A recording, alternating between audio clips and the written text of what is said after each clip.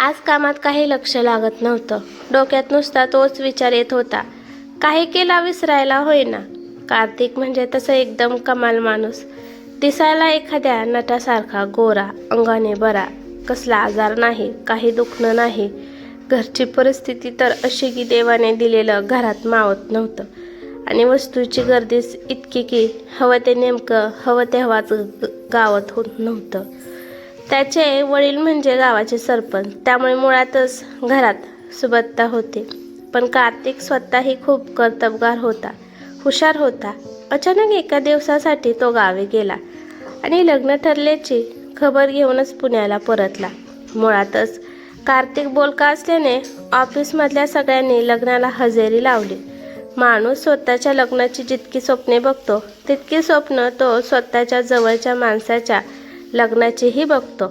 कार्तिक सारख्या हिऱ्याला ही कुणीतरी रत्न लाभलं असणार अशी आशा माझ्याप्रमाणे प्रत्येकाला होती. पण सगळंच अपेक्षा बाहेरचं निघालं. रत्न लाभलेलं होतं पण त्यात चमक नव्हती. अंधार होता, उजेड नव्हता. कार्तिकची बायको जरा सावळी होती. सावळी काय, जरा जास्तच सावळी होती. कार्तिकची सावली ही त्या सावळीपेक्षा गोरी ठरली असती, इतकी ती सावळी होती. त्याहून मोठा आश्चर्याचा धक्का म्हणजे तरीही कार्तिकने तिला पसंत केलं होतं आणि तो लग्नाच्या मंडपात खुश दिसत होता. एकदम असं वागत होता की जसं की त्याला अगदी हवं तेच मिळाले. आमच्या बँकेच्या नोकरीच्या भाषेत सांगायचं तर ज्याला आम्ही डेबिट समजतोय ते त्याच्यासाठी क्रेडिट होतं. कार्तिक रोज भेटायचा. एक दोनदा सहपत्नी कार्तिकच्या घरी माझे जाणेही झाले होते. आमच्या सौभाग्यवतींनाही तोच प्रश्न मला विचारला होता, पण उत्तर माझ्याकडेही नव्हतं. एकदा कार्तिकने ऑफिस सुटताना मला जवळ बोलावलं. ऑफिस सुटलेच होते, त्यामुळे ऑफिसात कुणीच नव्हते. बोलायला निवांत वेळ होता. कार्तिक म्हणाला, तू माझा खास मित्र, तरीही हल्ली इतका असा बावचळल्यासारखा का असतोस? मला पाहिल्यावर स्वतःहून सांगणार आहेस का? अरे असे काही नाही रे, तुझं आपलं काहीतरीच. मी कुठे बावचकतो? मी सावरासावर करायचा पोखळ प्रयत्न केला. खरं तर कार्तिकला पाहिले की मला नेहमी त्याची बायको आठवायची. त्याला हे प्रश्न विचारण्याची हिंमत होत नव्हती आणि म्हणून थोडा बावचळल्यासारखं व्हायचं. पण आज त्याने स्पष्ट विचारून चांगलाच गोत्यात आणलं मला. तुषार, बस इथे. खूप दिवस तुझ्याशी हे बोलायचंच होतं मला. रोज तुझ्या डोळ्यातला तोच प्रश्न बघून बघून मीही थकलोय आता. आवडत्या व्यक्तीच्या डोळ्यातल्या प्रश्नाची उत्तरं आपल्याकडे असतील तरच त्या व्यक्तीच्या नजरेला नजर मिळवता येते. माझ्याकडे तुझ्या प्रश्नाची उत्तरं आहेत. ऐक, मध्ये बोलू नकोस. काही विचारलं तरच उत्तर दे. मी दीपाशी लग्न का केलं? तिच्यात असं काय पाहिलं? हाच प्रश्न आहे ना तुझा? याला मनातलं ऐकू येतं की काय, असा प्रश्न पडला मला. बरोबर बोलतोय ना मी? नाही रे कार्तिक, काहीतरीच काय. मी आपला सहजच. तुषार, ऐकले का? ऐक, मी सांगतो ते. तुझ्या डोळ्यातले प्रश्न न कळ नाहीत का? लहान नाही आहे मी. एक मी सांगतो ते. चोरी पकडली गेली तर शांत राहणं बेस्ट असतं. ह्या मताचा मी तेव्हा शांतच राहिलो. तुषार, लहानपणापासून मी पुरुषांमध्ये वावरत आलो. पुरुष कोणत्या स्त्रीबद्दल काय विचार करतात, काय बोलतात हे ऐकत आलो. एखादी देखणी स्त्री प्रत्येक पुरुषाला भावते, जरी ती दुसऱ्याची बायको असली तरीही. त्यात गैर काहीच नाही.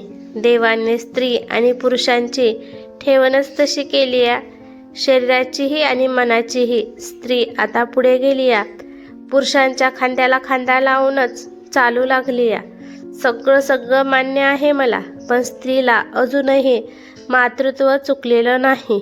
अंगावर शर्ट पॅन्ट चढवली म्हणजे स्त्रीचा पुरुष होतो का? कपडे नवलेले केस कापले म्हणून बदलते, केस कापले म्हणून मन बदलता येते का? उंबरडा ओलांडून बाहेर पडले की जे काही दिसते ते सगळेच्या सगळे जग स्त्रीसाठी परकेच असते, घराचा उंबरठा नाही. मी शरीराच्या उंबरठ्याबद्दल बोलतोय. घरातली इतर पुरुष मंडळी, अगदी वडीलसुद्धा या जगाच्या यादीतलेच असतात. वर्तमानात नाही का वाचत तो, एका नराधम बापाने आपल्याच मुलीचा विनयभंग केला. हे सगळं ऐकायला कितीही भयंकर असलं तरी खरं आहे, ते नाकारता येणार नाही. कार्तिकने बोलणे ऐकून हल्लीच्या काळातली एखादी स्त्री चवताळून उठली असती, पण मी एक पुरुष म्हणून नाही तर एक माणूस म्हणून विचार केला तर मला हे सगळं पटत होतं. त्याच्या बोलण्यामध्ये आपण काही बोलावे याची गरजच नाही वाटली मला. कार्तिक बोलत होता. संस्काराचा परिणाम म्हण किंवा काही पण म्हण, पण पुरुषांच्या मनाचा विचार केलास तर एक गोष्ट तुझ्याही लक्षात येईल. इज्जत स्त्री पुरुष दोघांनाही असते, पण पुरुषाची इज्जत ही एक संकल्पना आहे आणि स्त्रीची इज्जत हे एक सत्य आहे. रस्त्यावर चालताना पुरुष कोणत्या स्त्रीकडे आणि कसे बघतात मी हे तुला माहीत आहेच. मी ऑफिसात असताना माझी बायको घरी काय करत असेल, तिला कोणी त्रास देत असेल तर ती बाजारात गेली आणि तिच्यासोबत कुणी काही वेळवाकडं करायचा प्रयत्न केला तर, असे नाना प्रश्न देखण्या स्त्रीच्या लग्न झालेल्या प्रत्येक पुरुषाच्या मनात सतत येत असतील. नसतील का येत? तुझ्या मनात नाही येत का? मनातल्या मनात हो उत्तर देऊन गप्प राहिलो मी, पण त्याने तेही उत्तर ऐकलं असेल बहुधा. मी त्यापासून मुक्त आहे. मी जे बोलतोय ते तुला पुरुषत्वाच्या विरुद्ध वाटेलही. म्हणशील की मनगटात ताकद नाही का बायकोचं रक्षण करायची? मनगटात ताकद आहे रे, जमेल तितका लढेनही मी, पण कितवर? घडलं ते नजरेसमोर घडलं तर काही करता येतं, पण नजरेमागं घडलं तर? कार्तिकच्या प्रश्नाची उत्तरं नव्हती माझ्याकडे. तुषार, दीपा दिसायला सुंदर नसली तरी मनाने छान आहे, पण सावळी आहे. पण कुणीतरी तिला बघता क्षणीच तिच्या प्रेमात पडेल ही शक्यताच नाही. त्यामुळे मी निर्धास्त आहे. न घाबरता मला जगता येतं. तिला पाहायला गेलं तेव्हा तिच्यात मी तिचं सावळेपण पसंत केलं. मला वाटतं की तुला आता तुझ्या सगळ्या प्रश्नांची उत्तरं मिळाली असतील. चल निघतो मी आता. दीपा वाट पाहत असेल. आज पिक्चर बघायचा प्लॅन आहे आमचा. कार्तिकने जे काही सांगितलं ते ऐकून सगळं सुन्न झालं होतं. विरोधाचा प्रश्नच नव्हता, कारण मला सगळं पटलं होतं. पण तरीही मला वहिनींची दया येत होती. त्यांना काय वाटत असेल? कार्तिकसारखा नवरा मिळाला हे चांगलं की वाईट झालं त्यांच्यासाठी?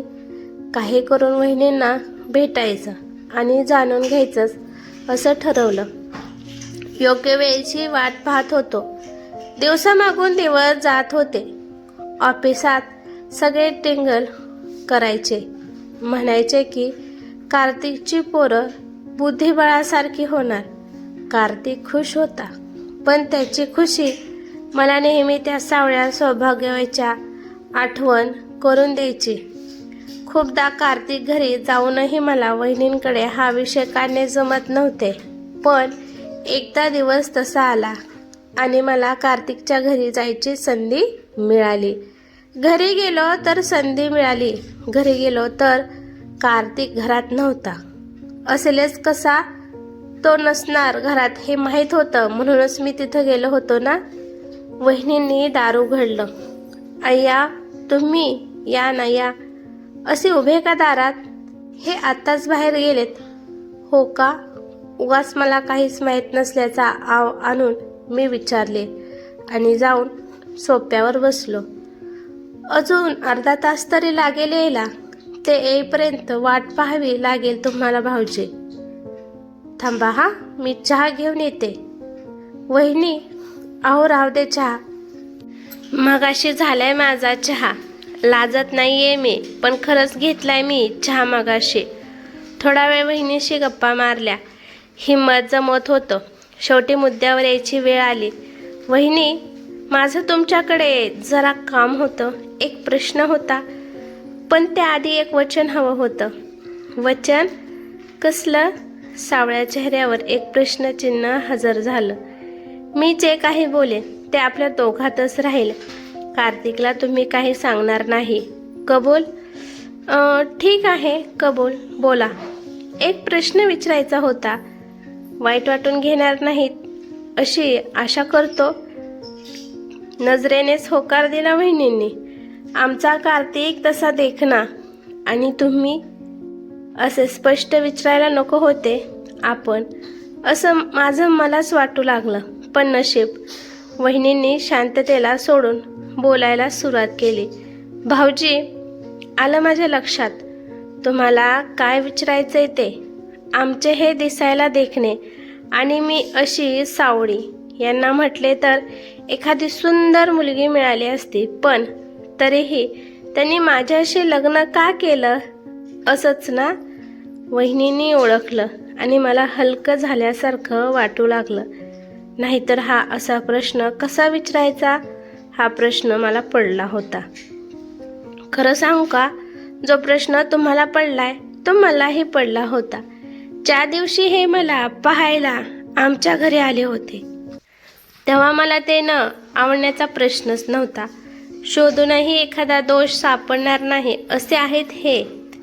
पण त्यांच्यासमोर मला माझ्या अशा रूपाची लाज वाटू लागली. नकार येईल अशी खात्री होती, पण होकार आला आणि आनंद गगनात मावेना. पण नंतर आश्चर्य वाटू लागले की होकार आलाच कसा? काय पाहिलं नक्की त्यांनी माझ्यात? खूप विचारावेसे वाटले यांना, पण हिंमत नाही झाली. आमचं लग्न झालं. आम्ही दोघं कधी एकत्र बाहेर फिरायला गेलो की कुणीही पुरुष माझ्याकडे बघत नसत. तशी त्याची लहानपणापासूनच सवय होती मला. यांच्या कुणी पाहुण्याने, नातेवाईकाने, मित्रानेही कधी माझ्या रूपाची प्रशंसा केली नाही. जो तो कौतुकाचा भुकेला असतो, मीही होते. पण प्रशंसा मी नेहमी ऐकली ते दुसऱ्यांबद्दल. बाकी त्यात मी नेहमी परकीच. प्रत्येकाच्या डोळ्यात मला प्रश्नच दिसले. पण आमचे हे सगळं कळूनही शांत असायचे, नेहमी खुश असायचे. जसे यांना जे हवं होतं तेच मिळालं होतं त्यांना. वहिनींचे बोलणे ऐकून मलाच भिरभिरायला होत होते. सगळं कळूनही कशी शांत राहू शकते ही बाई? ग्रेट. बरेच दिवस मनात ठेवले होते त्यांनी हे सगळे. आज मी मार्ग करून दिला म्हणून जरा वाहू लागला होता. त्या बोलत होत्या. लग्नानंतरचे बरेचसे दिवस रडून काढले. यांच्याशी बोलावं याची सोय नव्हती. पण मधुचंद्राच्या पहिल्याच रात्री पर्यंत रडता आलं. रडून रडून गप्प बसले. विचार केला, उलगडा झाला आणि मोकळी झाले. मी का रडते? माणूस रडतो कधी? काही कमी मिळाले की ना? पण माझ्याकडे काय कमी आहे? मधुचंद्राच्या पहिल्याच रात्री मी पहिल्यांदा यांच्या प्रेमात पडले. संसाराबाबत निश्चिंत झाले. त्या रात्रीच्या यांच्या स्पर्शात एकदाही मला माझ्या रंगाची आठवण होऊ दिली नाही. फक्त त्याच दिवशी नाही तर लग्नानंतर कधीही. काय हवे असते एखाद्या पत्नीला? स्वतःच्या साथीदाराकडून तो कमवता असावा, कर्तृत्ववान असावा, प्रेमळ असावा. सर्वात महत्त्वाचे, तो खरा साथीदार असावा. एखाद्या स्त्रीच्या स्वतःच्या साथीदाराकडून ज्या काही अपेक्षा असतात त्या सर्व यांनी पूर्ण केल्या. एखाद्या स्त्रीचे जे स्वप्न असते ते सगळं मिळाले. माझा नवरा लाखात एक आहे. मग मी का म्हणून रडावे? जगाला आणि मला वाटणारा माझा अवगुण माझ्यासाठी गुण ठरला तरीही मी रडावे? चांगलं वाईट यांच्या व्याख्या आपण ठरवतो, किंबहुना आपणच ठरवाव्यात. जगाच्या निर्णयावर स्वतःचे निर्णय घेऊ नये. माझ्याकडे कमी आहे ते जगाने मला नजरेने सांगावे, पण मी ते का ऐकावे? तुम्ही मला महान म्हणाल, पण मी महान नाही. यात माझा असा स्वतःचा स्वार्थ आहे. भुवयावर करून मी प्रश्नार्थक चेहरा बनवला. आमचे हे खूप भीतात सगळ्याच गोष्टींना. म्हणजे ते भित्रे आहेत असेही नाही, पण त्यांना स्वतःच्या गोष्टी खूप आवडतात. आपलं जे काही आहे ते कुणी हिरावून तर नाही घेणार ना, हा प्रश्न माणसाला नेहमी छळत असतो. चुकून जरी यांचं उत्तर हलकंसं हो असं मिळालं की माणूस बिथरतो आणि अजून काळजी करू लागतो. यांच्या भीतीत मला गमावण्याची भीती नाही आहे आणि हीच गोष्ट मला हवी आहे, कारण ती मला सौख्य देते. हे मला सांभाळतात फुलासारखं. कुणीतरी किंमत देणारा असलं की स्वतःच्या अवगुणांचा विसर पडतो. मी सावळा असल्याने ते आनंदी राहत असतील तर मला ते नेहमी हवंय. माणूस म्हणून अजिबात वाईट नाही आहेत. जशी इतर सामान्य माणसं असतात अगदी तसेच आहेत ते. उलट माझ्या सावळ्या असल्याने ते निश्चिंत असतात. चांगलं असतं तेच चोरीला जातं. वाईटावर कुणीही वाईट नजर टाकत नाही. ते मला पाहायला आले तेव्हा त्यांनी माझ्यात स्वतःसाठी मोकळं आणि निर्धास्त आयुष्य पाहिलं आणि म्हणून मला पसंत केलं. त्यांच्या स्वार्थात माझं चांगलं झालं, मला हवं ते मिळालं आणि बहुतेक त्यांनाही. अरे तुषार, तू कधी आलास? पठ्ठ्या, सांगायचं तरी यायच्या आधी. मी गेलोच नसतो बाहेर. बोलता बोलता मध्येच कार्तिकने घरात प्रवेश केला. अरे नाही रे, असंच इथे जवळच काम होतं, म्हटलं आलोच आहोत तर भेटून जावं. पण जातो आता, बराच उशीर झालाय. कसाबसा तेथे निघालो मी. कार्तिकने आणि वहिनींनी दोघांनीही मला हलवून सोडलं होतं. पण एक शिकलो, दोघांचे स्वार्थ एकमेकांना पोषक असतील तर संसार सुखाचा होतो. एकाचा स्वार्थ दुसऱ्याच्या स्वार्थाच्या विरुद्ध असला की संसारात ठिणग्या उडतात, वनवे पेटतात. मागे वळून त्या घराकडे पाहिलं. त्या सावळ्या सौभाग्याने त्या घराला सावरलं होतं. पण पुढच्या क्षणी मनात भीतीची एक लाट आली. पुढे जर कधी कुणी कार्तिक समोर वहिनींचे कौतुक केले तर? ही कथा कशी वाटली ते मला कमेंट करून नक्की सांगा. कथा आवडली तर लाईक शेअर नक्की करा आणि चॅनेलवरती नवीन असाल तर चॅनलला सबस्क्राईब करा. धन्यवाद.